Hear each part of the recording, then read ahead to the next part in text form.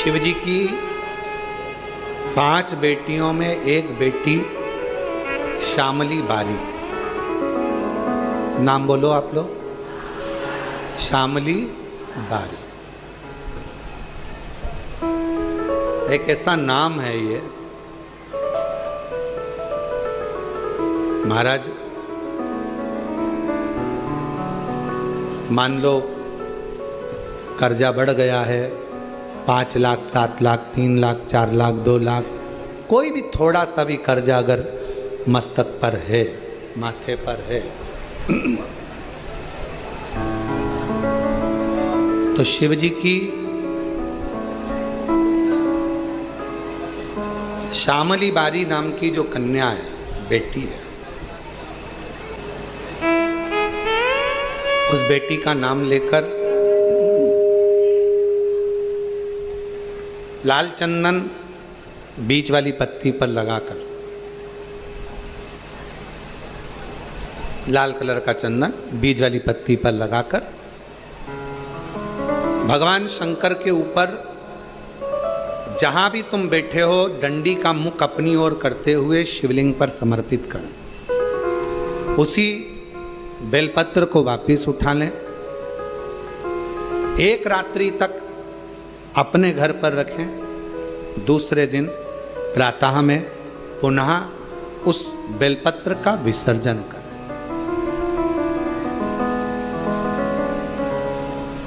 विसर्जन करते समय आपके ऊपर कितना कर्जा है, कितना कर्जा आपके ऊपर है, उसका स्मरण करते हुए, शिव जी से विनय करते हुए और अपनी मेहनत को 4 गुना करो, अपने कार्य को बढ़ाओ। दुकान हो, नौकरी हो, सर्विस हो, बिजनेस हो या कोई भी कार्य कर रहे हो, उसको लगनता से करना प्रारंभ करो। धीरे धीरे मेरा भोले बाबा आपका हाथ पकड़ेगा और कर्जे से मुक्त जरूर करेगा। आज के समय में, आज के हिसाब से, आज के समय में थोड़ा सा भी लोगों का कर्जा हो जाता है तो लोग तुरंत सुसाइड करने का विचार करते हैं। शिव महापुराण की कथा कहती है जन्म वापिस नहीं मिलना है। मनुष्य का जो जन्म मिला है बड़ा मुश्किल से मिला। किसी माता पिता ने आपको पाल पोस कर कितना बड़ा किया है। उस माँ से पूछो जो रात रात भर तुम्हें टीका लगा शरीर में और रात रात भर जागती रही और करवट बदलाती रही तुमको गोदी में लेकर।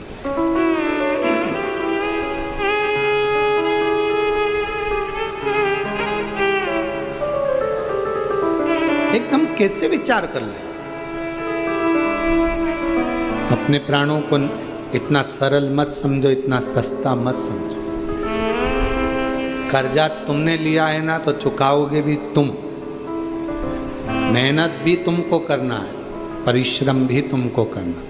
बस अपने मन को मजबूत बनाना कि मेरा कुबेरेश्वर बाबा, उसको कुबेर भंडारी कहते हैं। जब सबका भंडार भर सकता है तो मैं थोड़ा इंतजार करूंगी, मेरा भी भंडार भरेगा और कर्जा जरूर भरेगा। थोड़ा देरी हो सकती है।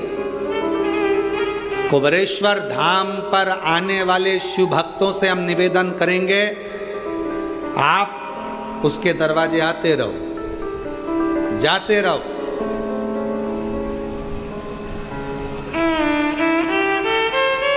कभी तो सुनेगा मेरी भी पुकार को, कभी तो सुनेगा मेरी भी पुकार को, कभी तो भरेगा मेरे भी भंडार को, कभी तो भरेगा मेरे भंडार को।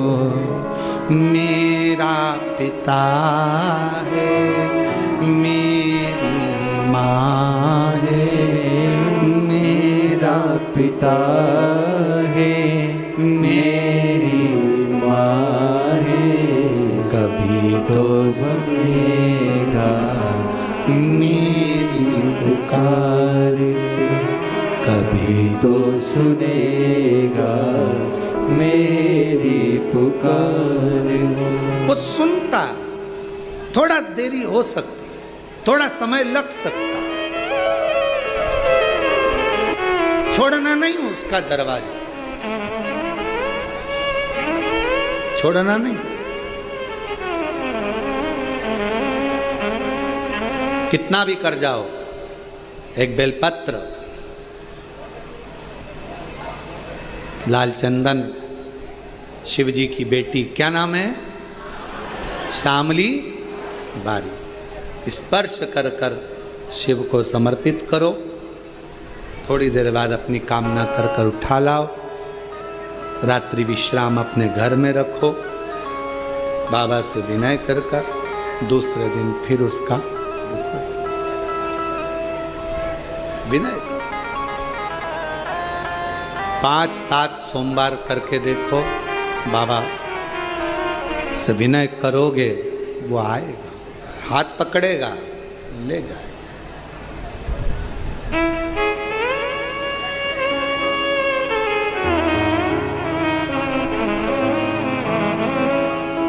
पकड़ेगा, लेकर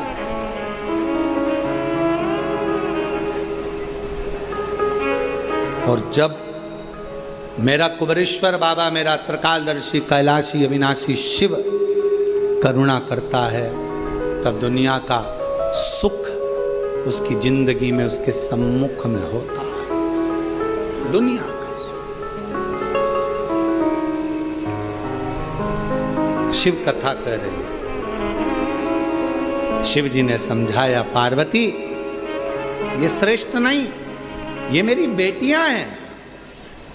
और शंकर भगवान ने जो गंगा जी के घाट पर अपनी धर्म पत्नी माता पार्वती जी को जो बात अपनी बेटियों के लिए कही, उसका स्मरण रखिए। शिव जी ने कहा, पार्वती मेरी एक एक पुत्री में एक एक ऊर्जा बल है। अभी भजन में आपको गाया था, स्मरण करा था, माँ गंगा जी ने बेटी ऐसी जाई, सारे संसार का दुखड़ा मिटाई। माँ गंगा जी ने बेटी ऐसी जाई, सारे संसार का दुखड़ा मिटाई। मस्तक चूमे सो बार, लेती गोदी में बल्हा, कैलाश पर्वत पे छाई है खुशियाँ पर। छिम छिम बरसे अमृत धार, लिया बेटी ने अवतार। कैलाश पर्वत पे छाई है खुशियाँ पर। ये साधारण नहीं है। शिव जी की 6 बेटियां, एक एक शब्द का संबोधन है, 6 बेटी।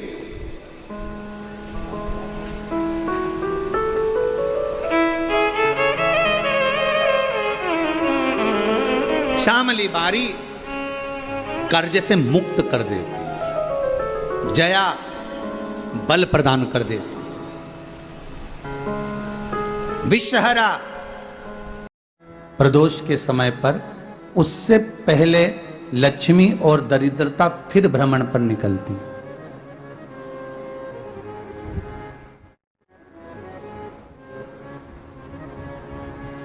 शिव भ्रमण कर कर जब वापिस आ जाते हैं, हिंदू धर्म में पीपल के वृक्ष की जो गणना वराह पुराण में करी गई है, 4 बजे से 7 बजे तक शिव के भ्रमण का समय बताया है शाम को। तो 7 बजे से लेकर फिर रात्रि 9 बजे तक लक्ष्मी और दरिद्रता फिर भ्रमण पर जाती। इनका एक समय निश्चित है महाराज। भ्रमण कर कर आ जाना अब इस बीच में जब लक्ष्मी और दरिद्रता दोनों निकल कर जा रही हैं तो दोनों एक भाव रख कर जाती हैं कि आज हमको कहां प्रवेश करना है।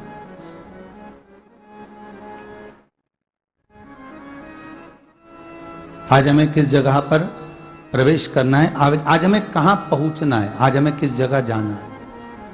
और जिस नगर में जिस मार्ग से लक्ष्मी और दरिद्रता निकल कर जाती हैं, ये दोनों का जब निकलना होता है, इनको स्थान दिया गया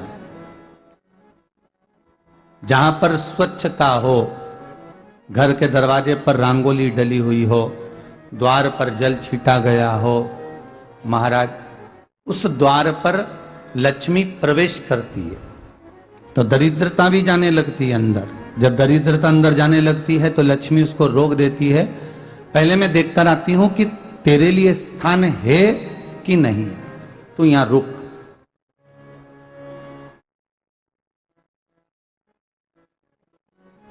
कुछ देर तक दरिद्रता बाहर खड़ी रहती है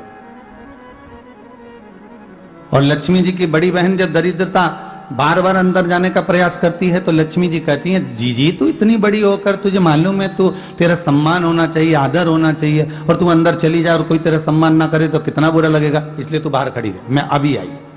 अंदर जाती है और जब लक्ष्मी जी भ्रमण कर लेती हैं, अंदर प्रवेश कर कर आती हैं और प्रवेश कर कर आती हैं तो दरिद्रता पूछती है चले अंदर।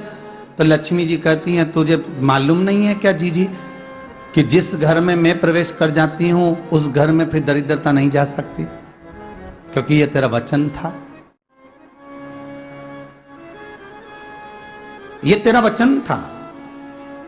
अपन दोनों का जब मंगल विवाह हुआ था, मेरा विवाह जब नारायण के साथ में हुआ और तुम्हारा विवाह जब दुस्साह मुनि के साथ हुआ, दरिद्रता का विवाह दुस्साह मुनि के साथ हुआ। जब अपना दोनों का विवाह हुआ था तो अपन दोनों ने एक वादा करा था कि जिस घर में लक्ष्मी प्रवेश कर जाएगी उस दिन फिर दरिद्रता नहीं जाएगी, और जिस घर में दरिद्रता प्रवेश कर जाएगी उस घर में फिर लक्ष्मी नहीं जाएगी। अब जब मैं अंदर देख कर आ गई हूं तो तू अंदर नहीं जा सकती, अर्थात लक्ष्मी के चरण जिस घर में पड़ गए उस घर में फिर दरिद्रता प्रवेश नहीं कर रही।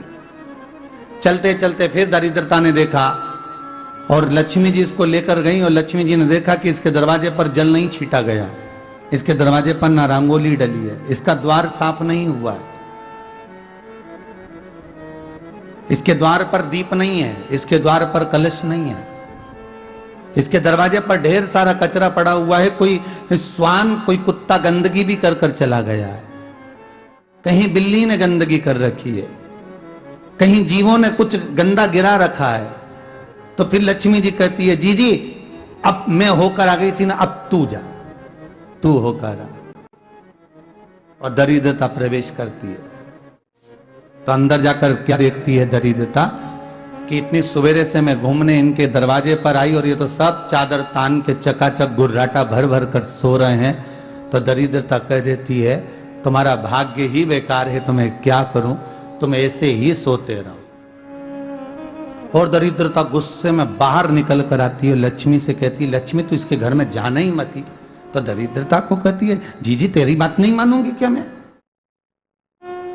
लक्ष्मी जी बोली, मैं तेरी बात नहीं मानूंगी, बिल्कुल नहीं जाऊंगी इसके घर में, तू चिंता मत कर, चल आगे चले। फिर आगे बढ़े। ये लक्ष्मी और दरिद्रता का प्रवेश है। आपके घर का द्वार, आपके घर का दरवाजा। फिर निवेदन करूंगा एक बहुत सुंदर बात, हमें महाराष्ट्र से सीखना चाहिए, हमें साउथ से सीखना चाहिए, दक्षिण से। जिस समय पर भक्ति देवी यमुना जी के घाट पर रो रही थी अपने पुत्र ज्ञान और वैराग्य को गोदी में लेकर, समय देवऋषि नारद ने प्रश्न किया था कि तुम कहां पर पोषित हुई हो, तुम्हें ऊर्जा कहां से प्राप्त हुई? तो कहा, मैं गुजरात से तो चली हूं। और वहां से चलती चलती भक्ति देवी कहती है, मैं बहुत दुखी होकर, बूढ़ी होकर, द्रवित होकर बड़ी दुख में वहां से चलते चलते जब मैं महाराष्ट्र में पहुंची तो मैंने वहां जाकर देखा कि वहां पर लोग हर पल हर घड़ी ब्रह्म मुहूर्त में उठकर स्मरण करते हैं, नाम जाप करते हैं और दरवाजे पर जल छीट कर रंगोली डालते हैं। तो कह रही है कि वहां पर मैं थोड़ी अवस्थावान होने लगी, वहां मुझे अच्छा लगने लगा। फिर जब मैं और आगे पढ़ी, दक्षिण में जब पहुंची, वहां पर जाकर मैंने देखा कि सुबह से उठकर मंगलाचरण, मंगला स्तोत्र और वेदों की ध्वनि होने लगी। वहां पर मैं और आनंदित हो गई। हमें कुछ चीजें महाराष्ट्र से सीखना चाहिए कि वहां रहने वाले जो भगत हैं, वारकरी संप्रदाय के जो भक्त होते हैं, वैष्णव जो धर्म के भक्त होते हैं, उनका नियम है सवेरे के समय घर में पानी है कि नहीं है, पर जब भी वो घर का दरवाजे के बाहर थोड़ा ना थोड़ा पानी तो छींट ही देते हैं। और छींटने के बाद फिर वहां पर अपने यहाँ तो दिवाली पे रंगोली बनती है जी, और वहां पर रोज की रंगोली बन जाती है कि कभी हो सकता है परमात्मा राह भूल कर हमारे घर में प्रवेश कर जाए, इसलिए वहां प्रतिदिन की रंगोली, प्रतिदिन।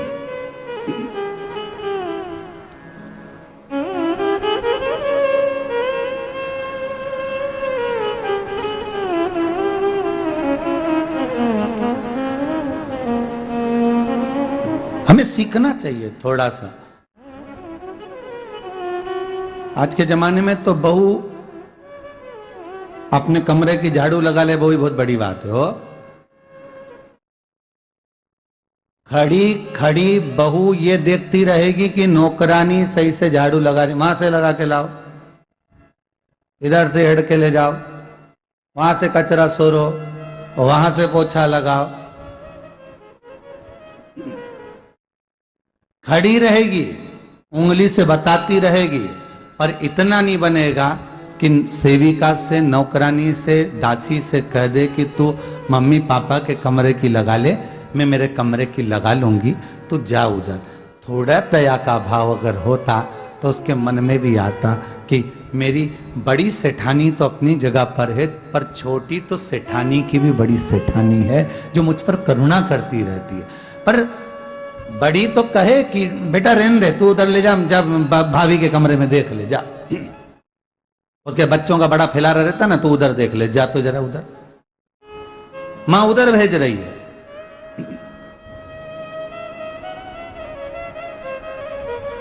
थोड़ा सेवा का भाव हमारे भीतर हो।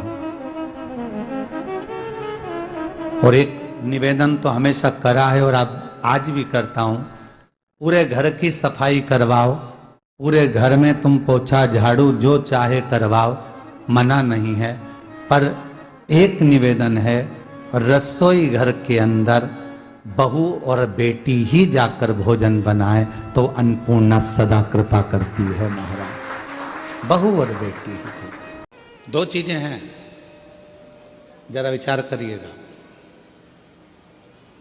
भगवान के मंदिर, शंकर भगवान के मंदिर में लोग जल चढ़ाने के लिए जाते हैं। शिव जी के मंदिर में लोग जल चढ़ाने जाते हैं। आप लोग जाते हैं कि नहीं जाते? जम के तो बोलो, जाते हैं, ठीक है।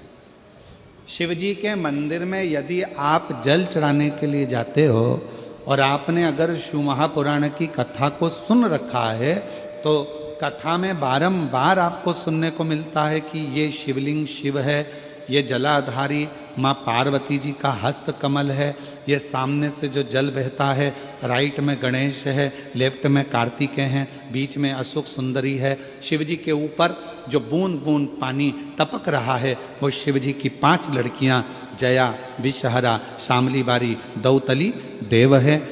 ये सारा पूरा की पूरा स्थान शिव जी के सामने से, जहाँ से जल बहकर जमीन पर आकर नीचे जाता है, वहाँ पर 33 कोटि देवता विराजमान हैं।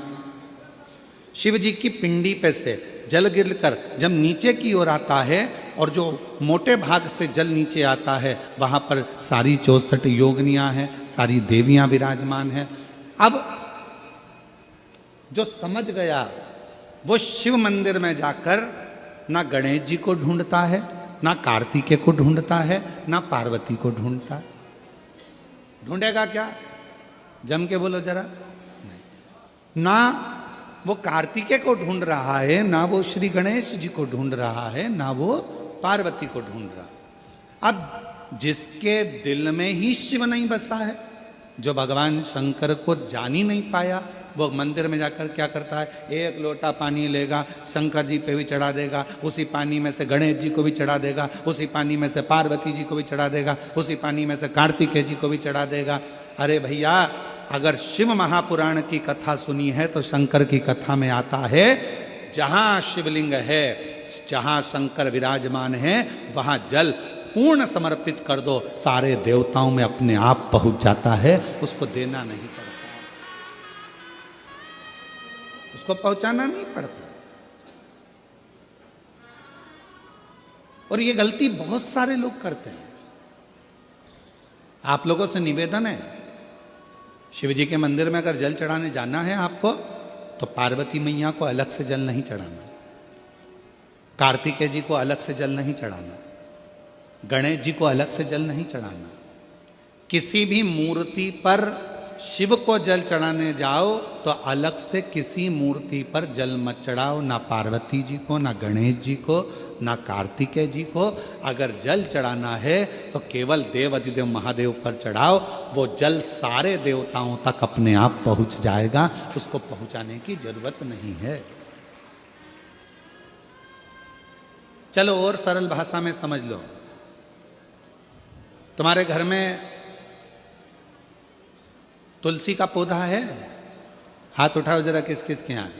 सब लोग रख लो। अब ठीक है, रखो। तुलसी के पौधे में पानी कौन कौन देता है? सब देते हो? ठीक है। पत्ते पे देते हो क्या? नहीं। डाली पर देते हो क्या? नहीं। मंजरी पर देते हो क्या? तुलसी में पानी कहाँ दिया जाता है? तुलसी की जड़ में। जड़ में पानी दे दिया तो वो तुलसी के पत्ते पत्ते में पानी पहुंच जाता है, मंजरी में पानी पहुंच जाता है। वृक्ष की जड़ में पानी दे दिया तो वो पानी सब दूर फल में, फूल में, डाली में, पत्ती में, सब जगह पर वो पानी पहुंच जाता है। उसी तरह जैसे जल जड़ में दिया जाता है, पानी जड़ में दिया जाता है, तो वो सब जगह पहुंच जाता है। उसी तरह शिव मंदिर में केवल शंकर भगवान पर जल चढ़ाया जाता है तो वो सब देवताओं तक पहुंच जाता है, सब देवताओं तक।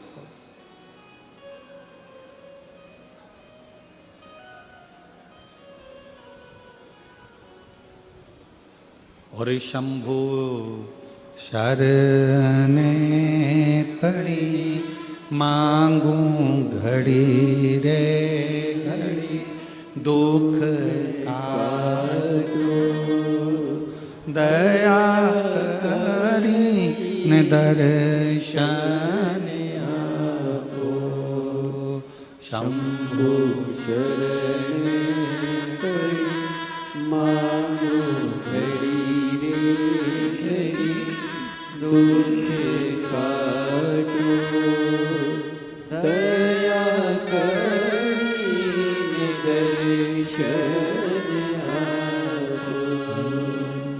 शंभु शरणे पड़ी, मांगो घड़ी रे घड़ी, दुख काटो दया करी दर्शन आपो। आपको अलग से जल देने की जरूरत नहीं, पत्ते पर अलग से पानी डालने की जरूरत नहीं है, डाली में अलग से जल देने की जरूरत नहीं है। केवल जड़ में पानी दीजिए, फूल में, पत्ती में, फल में, सब जगह पर वो पानी पहुंच जाता है। उसी तरह अगर जल देना है तो शंकर जी के मंदिर में कभी भी जाओ, ना पार्वती जी को पानी चढ़ाना, ना गणेश जी को पानी चढ़ाना, ना कार्तिकेय जी को पानी चढ़ाना। अगर लोटा भर के जल चढ़ाना है तो किस पे? महादेव पर चढ़ा दो, शिव।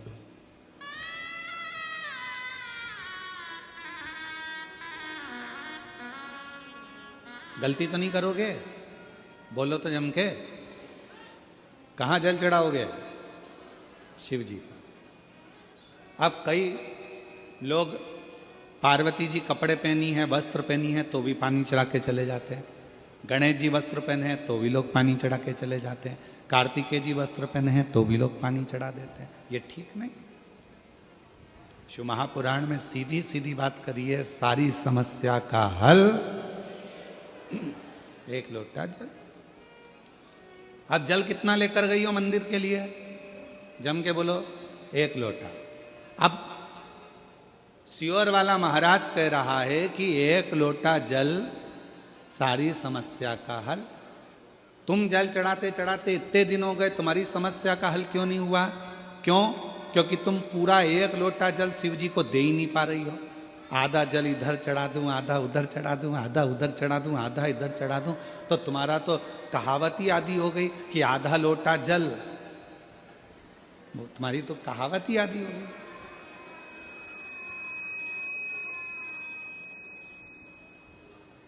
पूरा एक लोटा चढ़ा? अरे बोलो तो जम के। नहीं चढ़ा, नहीं चढ़ा।